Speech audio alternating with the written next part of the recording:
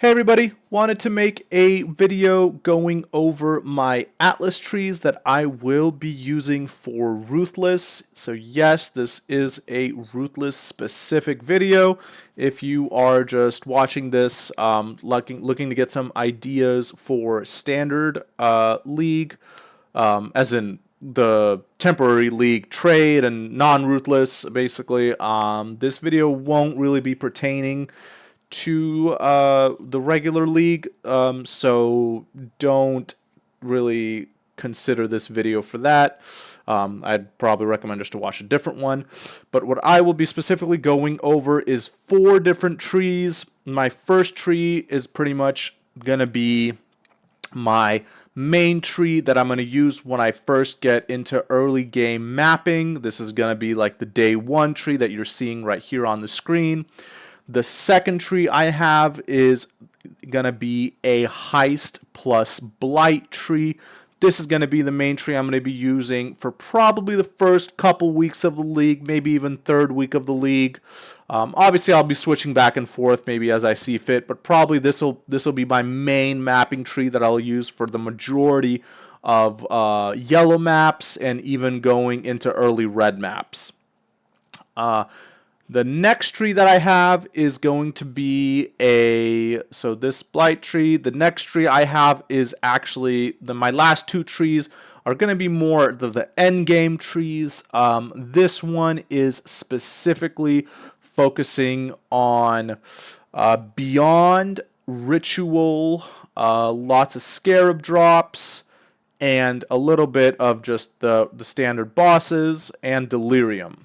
Well, actually, so I should say the main 3 are really Beyond, Ritual, and Delirium. This is kind of like the big kind of pack size, lot of mobs, lot of just a lot of different juiced maps essentially, or as good as they get in Ruthless. And then my last tree is actually a tree that I made specifically for feared farming, and specifically getting the items necessary for feared. So this tree is kind of meant for that. Actually, I probably should be including lucid dreams in here. So I probably have to tack that on, and I could probably maybe take those ones out. There we go. Okay.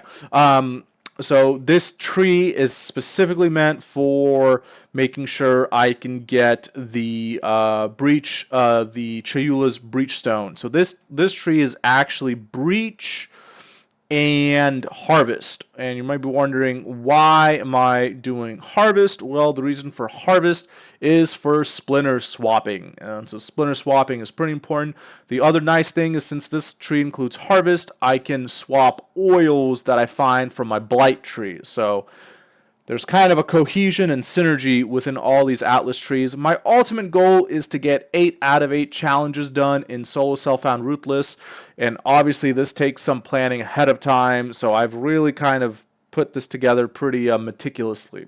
So just starting from the beginning, I've already kind of rambled on, and the video basically hasn't even started yet. This is the intro tree. This is going to be the day 1 to like 5 tree. Maybe even less, maybe like day 1 to day 2 or 3 tree. Now this obviously isn't a permanent tree. As you could see, I only have like 63 points allocated. This tree will be transitioning into the blight tree, which is this tree. So it'll start like this. It'll eventually kind of look like this, which obviously looks a little different. The nice thing is it's it's the getting the respec points in Ruthless is relatively accessible, because it only takes like I think they're like couple chance orbs or something like that. So it shouldn't be too hard to kind of respec. As you can see, I still have a lot of the main stuff here, but it's a little different. But anyways, starting with the first tree, it is just the tree to sustain maps. So basically, what you want to do if you are playing Ruthless, this is pretty much the way you want to go for sure, is you want to go straight up. You want to get the 30% rarity of maps. The scouting reports, it's not particularly useful. You want to get the 30% rarity of maps, because that's going to help reduce the amount of transmutes, alks, scours that you need to use. So 30% increased rarity of maps, and then go straight into shaping the world and commissioned officer. So basically, your first tree in Ruthless should essentially always let me go to it. Atlas tree. Your first points in Ruthless should pretty much always look like this. Like this should be the start right here. This is what you want. After this, as I have here, you want to, what I'm going to do is I'm going to branch out and pick up all the legs to get the Kirak mission chances. So you'd go here and here. Okay, then you get kind of this looking airplane looking thing. Once you do that, I'll take this off. Once you do that, you can probably get a good idea to go shaping the mountains, shaping the skies, just to get the extra chance. Then from there, I would actually pick up just in time and frantic mining. Thing is, with the changes to the masters, the way they work within the pool, the masters are now individually part of the pool of the 10 pieces of league content. So actually having a little bit of a higher weighting towards Alva and Nico early on wouldn't be a bad thing just to pick up. Plus, you'll also immediately have access to start picking up the nodes to block, which I would probably start blocking as soon as this tree is filled out. The next thing I would do is I would start blocking. So then you'd prep up here, get all the pack size, and then I specifically am getting Reliquary and Cartography Scarabs. These are both really, really good notables for Ruthless. Why? Because you get more maps and more unique items. In the beginning in Ruthless League, your rares are likely going to be kind of junk. You're not going to really have good rares, even like the first day or two into the league. Pretty much, you can near guarantee that a lot of the unique items you find will be better than what you currently have equipped. That being said, Reliquary Scarab, 100% increased unique items found in area. That's pretty huge for Ruthless. This is a guaranteed unique item right here. And Nameless Seer, it's a guaranteed selection of a unique item, of one item. So Reliquary Scarab early on is really strong for Ruthless. The other one, obviously, Cartography. 50% increased maps found. Maps are tier higher. Unique map will drop for the final map boss. Good for a unique completion. 9 unique maps are corrupted. This one's kind of rough, but again, you probably won't be getting these late game scarabs early on, so it's not that big of a deal. So anyways, Cartography and Reliquary both very strong early game in Ruthless. So this is basically my early game tree. Now, moving on to the my main mapping tree that I'll be using for probably the first week 1 through like 3 or 4 maybe, until the purpose of this tree is to really build out the character in Ruthless. I am personally playing, I'm going to be going with a Exsanguinate Reap Scion because I've tested it, works pretty well. I saw some content on it. The survivability is pretty nice and the damage is pretty nice, and you don't really need any crazy gear, so that's what I'm going with. Basically, as you can see, I just have everything blocked except Heist and Blight. So essentially, I'm going to be going through here. Once you get to a point where you can kind of start to unspec out of this stuff, like maybe early on, I'll still have like all this stuff in the middle specced in, but then I won't have all this stuff up here yet, which is fine. Gonna go, basically, I'm gonna start sort of branching out and picking up some of the Blight stuff, some of the Scarab stuff, and some of the Incursion stuff. So basically starting to get some of the Incursion wheels here, the Blight wheels here. Early on, I'm probably going to use Cassia's Pride just because the towers are going to be much stronger than my character. So I'm just going to rely on the towers to do most of the Blight. So that's the plan with that. Getting the Blight maps, Blight rewards. The reason for Heist and Blight is because these two pieces of League mechanic give more content. Blights give blighted maps.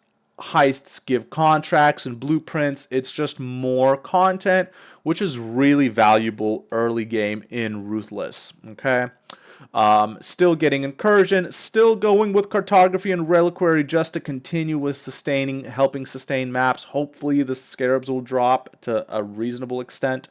And then getting distilled fungus, amplified artifact seems pretty nice. A little bit of some heist stuff here.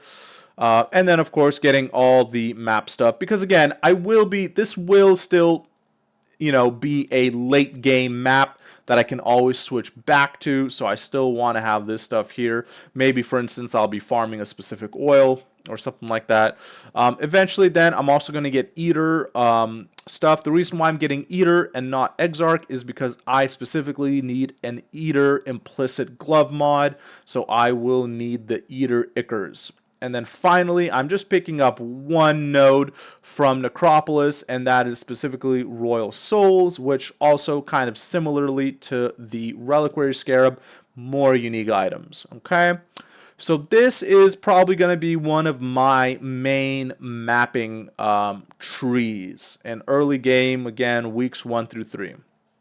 1 through 4 maybe, whatever. Again, you can always switch back and forth, so there's no set time frame. I'm switching from one tree to the other, and then from that tree, it's all a mix essentially. But this is going to be the tree I'm going to focus on early game, or I should say mid game. So like yellow maps going into early red maps, such and such mostly. The next tree I have now, the next two trees, like I said, these are kind of more of my end game trees. Definitely, this is not something I'm going to be selecting. I mean, you can always spec into the trees, because you can put, if you have like 50 points, you can put 50 points into each of the 1-3 trees. So it's not like I don't have access to this tree, but I'm probably not going to be selecting this tree early on too much. Reason being, it's more of an end game, sort of a juicing kind of strategy, essentially.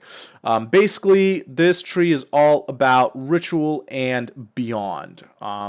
Reason for ritual, I just heard that ritual is still pretty decent for Ruthless, and also delirium. So basically ritual, delirium, and beyond, because delirium and beyond are pretty end game content, more monsters, more pack sizes, stuff like that. Just going through here, getting the whole pack size wheel.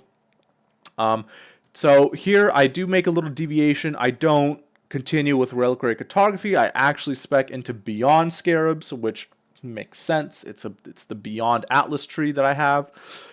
Spec into delirium here for the increased pack size, which is pretty important. The rare monsters have increased chance to drop scarabs. There will be a lot of more rare monsters in these maps with how I have these maps kind of built out, or this atlas tree built out. All the ritual stuff here, and then finally getting all this beyond stuff for the beyond chance. Up here, still picking up a little bit of just the map, boss map drops, and of course always getting destructive play, because it's pretty solid with any tree, essentially. Obviously, ritual altars have 4 rituals, and then cluster jewels. Cluster jewel is one of the big reasons for this tree, because if you can get some nice cluster jewels, that's pretty valuable for Ruthless. So this is the ritual beyond delirium tree. Okay, it was more of an end game tree. This tree, this is my third tree. This tree I'm probably not going to be using that much, unless I am doing what I specifically intend to do for this tree, which is farming feared. Now, what do I have here? So here I am running Breach and Harvest. Why am I running Breach and Harvest? Well, Breach mainly because I need the splinters. Basically, the main point of this tree is to mostly farm the splinters. As you can see, I don't have like Vivid Memories selected, but I have Vivid Memories on the other 2 trees. So like getting like a Cortex map, it's, I can get that on the other 2 trees. That's not as big of a concern on this one. Main purpose of this tree is really to farm the splinters. The purpose of Harvest is to then flip the splinters into the Chayula splinters, because let's face it, the Chayula breaches are pretty rare. So this is the tree to use Harvest and Breach. The other nice thing about Harvest is I will also be able to swap oils. So oils are also going to be great to swap, so that's why I definitely wanted to have a Harvest tree to be able to swap stuff, also swap maps. So for Ruthless, you definitely want to have at least one of your Atlas trees to have Harvest. I think Harvest is pretty necessary for Ruthless specifically. But as you can see, kind of similar layout, but I'm now picking up the Harvest stuff here, and I'm starting to deviate more to the right side of the tree. As you can see, I did pick up this guy over here. This is actually kind of maybe even not necessary. You can probably even take this off and potentially try to see if we can fit in this, which yeah, we can. So now we have synth over here. Anyways, so Harvest, Breach, as you can see, we're going for the Chayula because we just need the Chayula splinters. This one can drop the splinters of every kind, whatever, sure. I'll pretty much get all the harvest wheels. I think it's except one. I think maybe you could even potentially make an argument to go vivid, or not vivid, the other droughts, the wild and primal, because you want to get vivid to do the swaps. So maybe you could potentially even consider getting those. But that's this one, and then of course Lucid Dreams would be pretty important actually to get the fragments. So I believe Val items as part of that, it does include the fragments. So that's for obviously Itziri. So this is the feared kind of tree because again I'm trying to go for 8 out of 8 on the challenges. So that's why I kind of built this tree specifically to be a feared farming kind of tree. So that is really all 3 of the trees I have. So here again is the early game tree. This is going to be my main mapping tree, which is going to be Blight and Heist, and my main kind of content tree, if you may. This is going to be my kind of map juicing tree again. So I have the Ritual and Delirium, and also Beyond. So this is kind of like the map juicing tree. And then this is the feared farming tree. So this is kind of how I have all my 3 trees kind of set out. And then beginning with this one, eventually this will be respect. So that is my plan. If you're interested in specifically what my build is going to be, you can go ahead and watch. I do have a previous video talking about the build that I will be using to league start solo self-found Ruthless. I am going to be going Exsanguinate Reap Scion. I eventually may plan, if I find the correct items, if I get lucky, I may plan to switch into a Ruthless solo self-found Bleed Bow Gladiator because it just looks really cool and the pops just look so satisfying. So I was kind of looking at trying that potentially for Ruthless, but I definitely don't want to be league starting with that because you kind of want to have the supports and you need a good fizz bow, which early game that would just be really rough and Ruthless. So that's why I'm going with the spell-based Exsanguinate character instead.